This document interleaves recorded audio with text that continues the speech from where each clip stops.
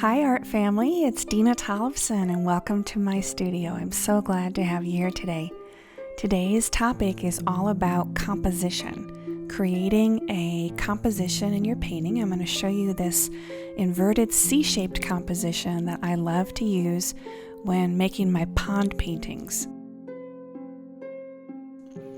So these pond paintings are all made from memory, and once in a while I'll use a reference photo, but typically these are made from memory. And what I'd like to do is try and create as dynamic a color scheme and as expressive a color scheme as I can get away with and still have it look like it's something found in nature. I really like to amp up the colors and arrange the lilies and the lily pads and the foliage in a way that draws your eye through and in and out of the painting, and focusing on a focal flower.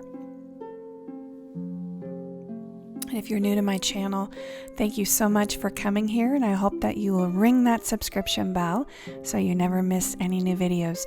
Also be sure to catch me out on Instagram and on Facebook. I love to hear from you there. And if you create paintings of lily ponds and lily paintings, love to see your paintings out there as well. So right now I'm just creating a color. This is all acrylic. This also could be done in oil or watercolor, whatever you like. But I'm doing a mix here and using a flat synthetic brush, adding a little bit of yellow to titanium white. This is primary yellow. These are all acrylics from Golden Heavy Bodied Acrylics. And what I'm doing is this particular painting is going to go to Santa Fe. I'm shipping this to Santa Fe for a demonstration. I'm going to be completing, this is part one, where I'm just laying on the underpainting, and I'm going to be doing a texture demonstration at Canyon Road Contemporary, the wonderful gallery that represents my originals in Santa Fe. I'll be sending it out there. So I'm getting this underpainting ready, and I'm using this compositional trick of an inverted C. Another trick that works really well, or another composition that works really, really well, is the S-shaped, S like snake. Using that in any kind of a water painting or a landscape painting is another really effective composition. So adding a little bit of permanent violet to the lily to create a sense of three-dimensionality. And in the center there is primary yellow and diarrhea yellow. Just continuing to work on these cupped forms. And what you see behind there is yellow ochre. I've toned the canvas with a yellow ochre, and that leaves a warm kind of color wherever the yellow ochre is peeking through. I like that contrast between the blue water and the yellow ochre. So this is a mix of phthalo blue red shade and yellow ochre and titanium white. And I was just kind of following the yellow ochre. When I laid it on with a big brush, it kind of had a shape to it. I kind of like that shape, so I thought I would follow that in with the light colors.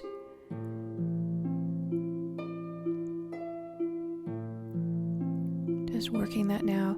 And now here's another trick to make as dynamic a painting as possible.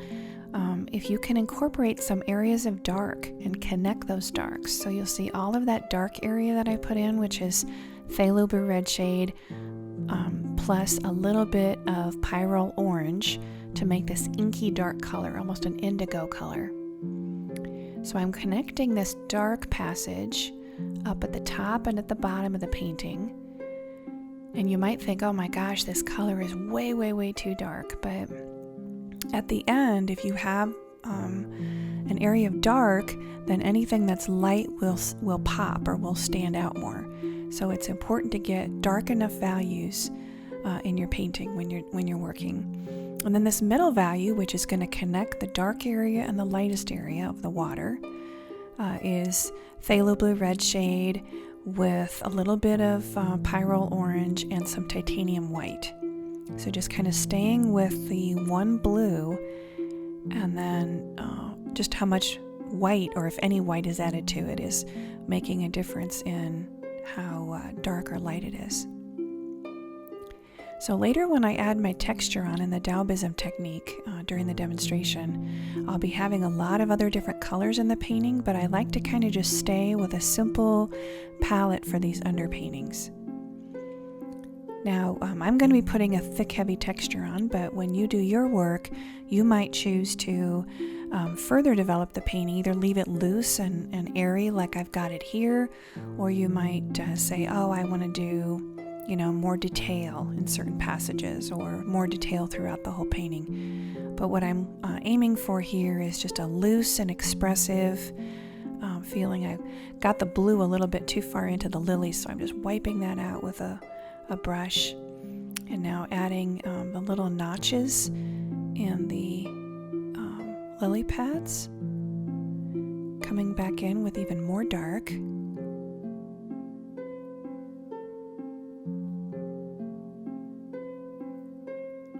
And letting that dark color contrast in with my focal lily, which is this one here, and then the other passage of dark. Adding a little bit of a yellow green. I decided to get rid of one of the lily pads. So if that ever happens with you, just kind of paint it out and nobody will know but the two of us, right? Now I'm flipping the painting around just to make sure it feels balanced, and making sure that the lightest light areas, which would be the center of the lilies, look light enough. There we go.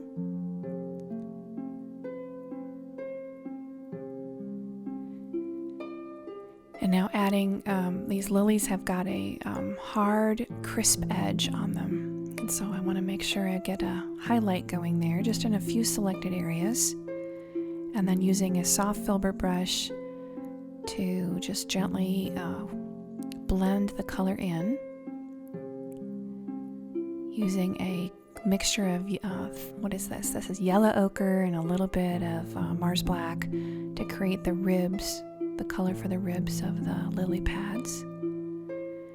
I decided I needed to lighten up this area, and so I'm just coming in with some watered down, this original lighter color of paint, and then just going back over the top. I wanted to lighten that passage up. So, you know, if that ever happens, you're working on your painting and you want to lighten it up, just go for it.